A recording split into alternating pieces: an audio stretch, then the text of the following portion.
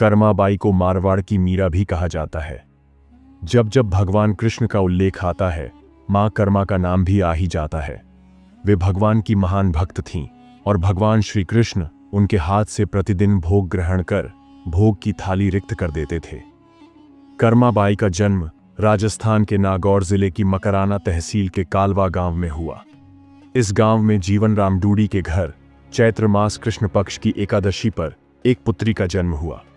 भगवान से बहुत मन्नतें मांगने के बाद इनका जन्म हुआ। नाम रखा गया कर्मा। कर्मा के चेहरे पर एक अनोखी आभा रहती थी। जीवन राम स्वयं धार्मिक पुरुष एवं अनन्य कृष्ण भक्त थे। उन्होंने अपने घर में कृष्ण भगवान का मंदिर बना रखा था। वे प्रतिदिन भगवान कृष्ण की पूजा करते और भोग लगाते तथा भगवान को भोग लगाने के बाद ही भोजन ग्रहण करते।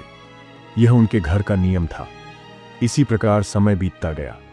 कर्माबाई प्रतिदिन अपने पिता को श्री कृष्ण भगवान की पूजा करते देखती, उनको भोग लगाते देखती। यही सब देखते सीखते कर्माबाई का बचपन बीत रहा था। अतः बचपन से ही उस नन्ही कर्मा में भक्ति भाव के संस्कार थे। इन्हीं संस्कारों के बीच पलते बढ़ते कर्मा 13 वर्ष की हो गई। एक बार जीवन राम को कार्तिक पूर्णिमा स्नान के लिए पुष्कर जाना था। उनकी पत्नी भी उनके साथ जा रही थी। वे कर्मा को भी साथ ले जाना चाहते थे, लेकिन एक समस्या आ गई। उनकी अनुपस्थिति में भगवान को भोग कौन लगाता? इसलिए उन्होंने कर्मा को यह जिम्मेदारी सौंपी और बोले, पुत्री, हम दोनों पुष्कर स्नान के लिए जा रहे हैं। तुम सुबह भगवान को भोग लगाना और उसके बाद ही भोजन करना। कर्मा ने यह जिम्मेदारी सहर्ष स्वीकार कर ली। मां पिता के तीर्थ यात्रा के लिए जाने पर कर्मा ने सुबह स्नान आदि कर बाजरे की खिचड़ी बनाई और पूजा के लिए अपने घर में बने भगवान के मंदिर के समीप आ गई। भोग की थाल भगवान के सामने रखकर हाथ जोड़कर बोली, हे प्रभु, भूख लगे तो भोग लगा हुआ है, आप भोग ग्रहण कर लेना। तब तक मैं घर के और काम कर लेती हूं। इसके बाद कर्मा घर के काम में जुट गई। बीच बीच में वह थाली देखने आती, लेकिन भगवान श्री कृष्ण ने खिचड़ी का भोग ग्रहण नहीं किया। बहुत समय होने के बाद भी जब भगवान जी ने भोग ग्रहण नहीं किया तो कर्मा को चिंता हुई। उसने सोचा, क्या पता भगवान को खिचड़ी में स्वाद ही ना आ रहा हो, इसलिए वे भोग ग्रहण नहीं कर रहे। इसमें घी या गुड़ की कमी रह गई होगी। फिर जाकर उसने खिचड़ी में गुड़ व घी मिलाया और वहीं बैठ गई। लेकिन भगवान ने फिर भी भोग ग्रहण नहीं किया। तब मायूस होकर कर्मा ने कहा, हे प्रभु, आप भोग ग्रहण कर लीजिए। माँ बापू पुष्कर नहाने गए हैं। आपको भोग लगाने के लिए अभी कुछ दिन वे नहीं आएंगे। आपको भोग लगाने की जिम्मेदारी मुझे दी गई है, इसलिए आपको भोग लगाने के बाद ही मैं भोजन ग्रहण करूंगी। कुछ क्षण बाद भगवान ने फिर भी भोग ग्रहण नहीं किया। फिर कर्माबाई भगवान श्री कृष्ण से शिकायत करते हुए बोली, माँ पिताजी, जब आपको भोग लगाते हैं तब तो आप भोग ग्रहण कर लेते हैं, फिर आज क्यों भूखे बैठे हैं? इतनी देर हो गई है, खुद भी भूखे बैठे हैं और मुझे भी भूखा रखा है। यह सब बोलकर कर्माबाई भगवान के भोग ग्रहण करने की प्रतीक्षा करने लगी। परंतु यह क्या, अब तो सुबह से दोपहर, दोपहर से शाम हो चली। भूखी कर्मा अब मायूस हो गई और दुखी होकर रोते हुए बोली, हे भगवान जी, आप भोग ग्रहण कर लीजिए, अन्यथा मैं भी भूखी ही रहूंगी। अंततः कान्हा की मूर्ति से आवाज आई। कान्हा बोले, कर्मा, तुमने पट तो बंद किया ही नहीं, तो मैं भोग ग्रहण कैसे करूं? यह सुनकर कर्मा ने पट खींचकर ओंठ कर दी। भगवान श्री कृष्ण ने खिचड़ी का भोग ग्रहण किया और थाली पूरी खाली हो गई। कर्माबाई ने पलटकर देखा तो भोग की थाली में भोग रिक्त हो गया था। तब कर्मा बोली, हे भगवान, इतनी सी बात थी तो पहले बता देते। खुद भी भूखे बैठे और मुझे भी भूखा बिठा रखा था। इसके बाद कर्मा ने भी खिचड़ी खाई। अब तो प्रतिदिन कर्माबाई खिचड़ी बनाती और कान्हा जी भी प्रतिदिन भोग ग्रहण करने आते। इसी बीच कर्माबाई ने सोचा कि सबसे पहले कान्हा जी को भोग लगा देना चाहिए। क्या पता उन्हें जल्दी भूख लग जाती हो। घर की साफ सफाई, नहाने धोने के कारण भगवान के भोग में देर हो जाती हो। फिर वह सबसे पहले उठकर बिना किसी कार्य को पूरा करे भोग बनाती और प्रभु को भोग लगा देती। फिर कर्माबाई अपने दिन भर के कार्य करती। कुछ दिनों बाद उसके माँ बापू तीर्थ से लौट आए। आते ही पिता ने अपनी लाडली पुत्री से पूछा, पुत्री, तुमने किसी भी दिन भगवान को भूखा तो नहीं रखा? कर्मा बोली, नहीं पिताश्री, मैंने भगवान जी को प्रतिदिन भोग लगाया। फिर कर्माबाई की माता किसी काम से रसोई घर में गई तो उन्होंने देखा, जाते समय तो गुड्डा का मटका पूरा भरा हुआ था, अब खाली कैसे हो गया। उन्होंने कर्मा को बुलाया और पूछा, पुत्री, गुड़ कहाँ है। कर्मा ने बताया कि रोज भगवान कृष्ण उसके पास आते और खींचड़ी का भोग ग्रहण करते। कहीं मिठास कम न हो जाए इसलिए खींचड़ी में गुड़ ज्यादा डाल दिया करती थी। कर्माबाई ने कहा, कान्हा जी ने बहुत देर तक खिचड़ी का भोग ग्रहण ही नहीं किया था, फिर पट बंद करने पर किया। यह सुनकर कर्मा के माता पिता चकित रह गए। वे जिन ईश्वर के आशीर्वाद प्राप्त करने हेतु इतनी दूर पुष्कर यात्रा पर गए थे, जिन्हें पाने के लिए लोग न जाने क्या क्या करते हैं, वे भगवान उनकी बेटी के हाथ से उनके घर में खिचड़ी का भोग ग्रहण करते हैं। यह कैसे संभव है। उन्होंने सोचा कि हमारी बेटी बावली तो नहीं हो गई। ये भी सोच लिया कि क्या पता कर्मा ने खुद ही पूरा गुड़ खा लिया हो। इस बात पर कर्मा ने कहा, अगर आपको यकीन नहीं है तो कल प्रातः देख लीजिए, मैं खुद भगवान को भोग लगाऊंगी। ये सब सुनकर वे रात भर सो नहीं पाए। अगले दिन कर्मा ने खिचड़ी बनाई और मंदिर में भोग की थाली रखकर पट बंद कर दिया और बोला, हे भगवान जी, मेरे माँ बापू नहीं मान रहे कि मैंने आपको भोग खिलाया है। अब आप यह भोग खाकर स्वयं सिद्ध कीजिए। ऐसा कभी हो नहीं सकता कि सच्चे भक्त की पुकार सुनकर भगवान ना आए। भगवान को आना ही पड़ा। जब पट खुला तो जीवन राम और उनकी पत्नी आश्चर्यचकित थे कि भोग की थाली में भोग बचा ही नहीं है। फिर कर्मा का जीवन प्रतिदिन भोग लगाते ही निकला। कुछ सालों बाद जब कर्मा के माता पिता का निधन हो गया तो कर्माबाई अपने कान्हा की मूर्ति साथ लेकर तीर्थ यात्रा के लिए निकल पड़ी। परंतु भगवान की कृपा से उन्हें हर दिन खिचड़ी बनाने के संसाधन मिल ही जाते और वे प्रतिदिन कान्हा को भोग लगाती। तीर्थ यात्रा करती हुई देवी कर्मा भगवान जगन्नाथ की नगरी पहुंची। उन्होंने वहीं रहने का मन बना लिया। वहां भी रोज भगवान को खिचड़ी का भोग लगाती। भगवान भी प्रतिदिन उनके भोग को ग्रहण करते। जिस दिन उन्होंने पहली बार जगन्नाथपुरी में खिचड़ी बनाई, उसी दिन उनके पास से जा रहे एक बालक ने उनसे कहा, माता, घी की बहुत अच्छी सुगंध आ रही है, क्या भोजन बचा है। मां कर्मा ने कहा, हां बालक, बचा है, तुम बैठो, मैं तुम्हें देती हूं। यह कहकर देवी कर्मा ने उस बालक के लिए भी खिचड़ी लगा दी। बालक पूरे मन से स्वाद लेकर खिचड़ी खा रहा था। देवी कर्मा को यह देखकर सुख की अनुभूति हो रही थी। बालक ने खाते खाते पूछा, माता, क्या मैं कल भी आऊं?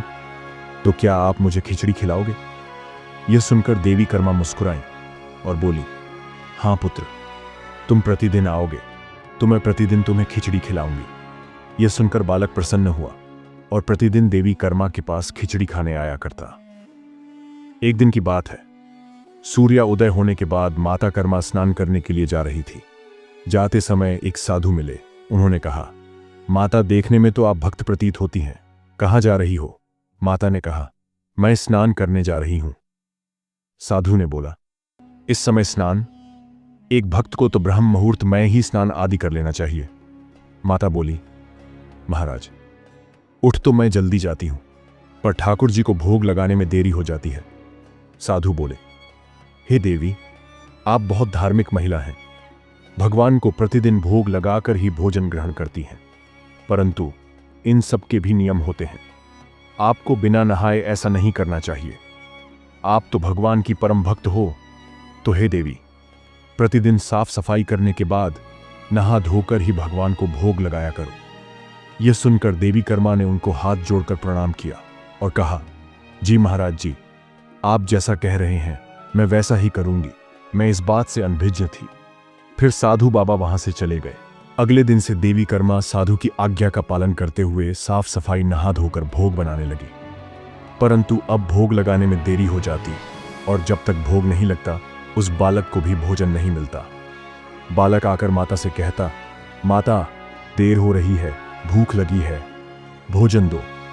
माता कहती, थोड़ी देर रुक जा छोरे, मैं भोजन दे रही हूं। बालक जल्दी जल्दी खाकर भाग जाता। कुछ दिन ऐसे बीते, परंतु यह कौन जानता था कि वह बालक स्वयं भगवान जगन्नाथ हैं, जो प्रतिदिन बालक का रूप धारण कर कर्माबाई के हाथ से बनी खिचड़ी खाने आते थे। इतने दिनों में जब जगन्नाथ मंदिर का पट भोग के लिए खुलता तो भगवान के मुख पर की खिचड़ी का जूठन लगा होता। वहां के पुजारी ने मुस्कुराते हुए मन ही मन कहा, हे प्रभु, आपकी लीला भी अपरंपार है। न जाने किस भाग्यवान भक्त के यहां आप जाकर प्रतिदिन खिचड़ी खाकर आते हैं। फिर पूजा अर्चना हुई, दिन बीत गया, रात्रि हुई। रात्रि को पुजारी के स्वप्न में भगवान जगन्नाथ आए और उन्होंने पुजारी से कहा, हे भक्त, तुमने सही पहचाना। मैं अपनी एक अनन्य भक्त कर्माबाई के यहाँ प्रतिदिन उनके हाथ से बनी खिचड़ी खाने जाता हूं। वह मुझे बिल्कुल अपने पुत्र सा लाड़ करती हैं। उनकी भक्ति से मैं अति प्रसन्न हूं। परंतु इसी मंदिर के एक साधु ने उन्हें कुछ आम जीवन की ज्ञानवर्धक बातें एवं उपासना का तरीका समझाया, जिससे मुझे भोग लगाने में अब उनसे देरी हो जाती है। इसी वजह से मेरे मुंह पर खिचड़ी लगी रह जाती है। आपने ये सोचा, प्रभु की लीला तो अपरंपार है, वह तो सर्वव्यापी है। एक ही समय अलग अलग स्थान पर हो सकते हैं, परंतु मुख पर खिचड़ी लगाने की लीला उन्होंने इसलिए रची ताकि पुजारी के मन में यह प्रश्न उठे। उस प्रश्न के निवारण में प्रभु पुजारी जी को यह बता सकें कि आम जीवन में हम अपने ज्ञान को जब दूसरे को बताते हैं तो वह सदैव ज्ञान के लिए होना चाहिए, न कि भक्ति के भाव को बदलने के लिए। क्योंकि सांसारिक जीवन के लिए ज्ञान आवश्यक है, ज्ञान महत्वपूर्ण है, परंतु जहां भक्ति होती है वहां ज्ञान का कोई काम नहीं है। भक्ति में भक्त अपने प्रभु के प्रेम में डूबा रहता है। उपासना के कई तरीके हैं, जितने भक्त उपासना के उतने ही तरीके। जब ईश्वर ने ही उपासना के तरीकों पर प्रश्न नहीं उठाया तो किसी को भी किसी और की भक्ति पर प्रश्न नहीं उठाना चाहिए। जो महिला प्रभु को बिना नहाए खाना देती है, उसका भाव सिर्फ इतना था कि मेरे प्रभु को जल्दी खाना मिल जाए, वह भूखे ना रह जाए, और यह प्रेम भाव प्रभु के लिए हर नियम से ऊपर था। इन बातों को सुनकर पुजारी जी ने साधु बाबा को बुलवाकर यह बात कही। साधु बाबा को भी अपनी गलती का एहसास हुआ कि वह भगवान और भक्त के बीच में आ रहे थे, और उन्होंने बिना समय गवाए माता कर्मा के पास जाकर कहा कि हे देवी, आप जैसे प्रभु को पहले भोग लगाती थी वैसे ही लगाइए। मैं आपकी भक्ति नहीं समझ पाया, इसलिए मुझे क्षमा करें। देवी कर्मा ने कहा, जी ठीक है, मैं कल से फिर से उसी समय पर वैसे ही भोग लगाऊंगी। माता कर्मा ने फिर उसी तरीके से भोग लगाना शुरू कर दिया और भगवान के मुख पर खिचड़े का जूठन अब नहीं लगा रहता। ऐसे ही कई वर्ष बीत गए। एक दिन पुजारी ने देखा भगवान जगन्नाथ की आंखों से आंसू बह रहे हैं और वह भोग ग्रहण नहीं कर रहे। तब उन्होंने मन ही मन भगवान से पूछा, हे प्रभु, ऐसा कौन सा अपराध हुआ हमसे कि आपने भोग ग्रहण नहीं किया और आपकी आंखों से आंसू भी बह रहे हैं? प्रभु, यदि हमसे कोई अपराध हुआ है तो हमें क्षमा करें और भोग ग्रहण करें। आपके भक्तजन प्रसाद के लिए प्रतीक्षा कर रहे हैं। फिर क्या था, भक्त वत्सल प्रभु ने प्रसाद ग्रहण कर लिया। फिर स्वप्न में भगवान बोले, पुजारी जी, आज मेरी मां कर्माबाई इस लोक को छोड़कर मेरे निज लोक को विदा हो गई है। अब मुझे कौन खिचड़ी बना के खिलाएगा? कौन मुझे अपने बेटे की तरह लाड़ करेगा? अगले दिन पुजारी ने कहा, प्रभु, मां की कमी को तो कोई भी पूरा नहीं कर सकता, परंतु माता कर्मा द्वारा प्रतिदिन आपको लगाया जाने वाला खिचड़ी का यह भोग उन 56 भोगों से सर्वप्रथम पहले दिया जाएगा। यह प्रथा अनंत काल तक चलती रहेगी। इस तरह आज भी जगन्नाथ भगवान को खिचड़ी का भोग सबसे पहले लगाया जाता है। उसी दिन से भगवान जगन्नाथ के भोग में कर्माबाई की खिचड़ी भी चढ़ने लगी। यह थी भक्त कर्माबाई की कथा और उनके खिचड़ी से जुड़ी प्रभु की लीला। ऐसी ही सनातन धर्म से जुड़ी प्रेरणादायक कथाओं को जानने के लिए हमारे साथ जुड़े रहिए। जय जगन्नाथ।